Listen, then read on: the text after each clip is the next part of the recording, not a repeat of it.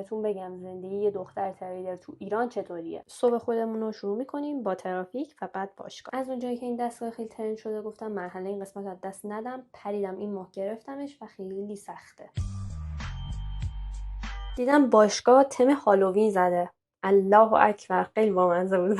اینجا پریدم لمیز، خیلی با خودم کلنجار رفتم این شیمیا رو نبینم. متاسفانه نتونستم مقاومت کنم و به رژیم خیانت کردم. یه کاپوچینو با خامه گرفتم. واقعا عاشق کافم دیگه. اینجا به زور خودم بلند کردم پاشو برو شرکت. بعدم زنان رو به سمت شرکت حرکت کردم و حدس بزن چی؟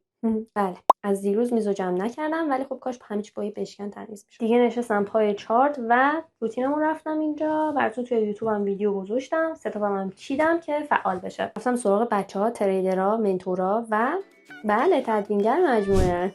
سر به بچه‌ها زدم، بعد رفتم سر کلاس که یه جلسه آنلاین داشتم با بچه‌ها و یکی از بچه‌ها فوتبال گرفته بود به همین زیبایی و قندی. همین واسه اولین موقعی که گرفتم خیلی تا کجا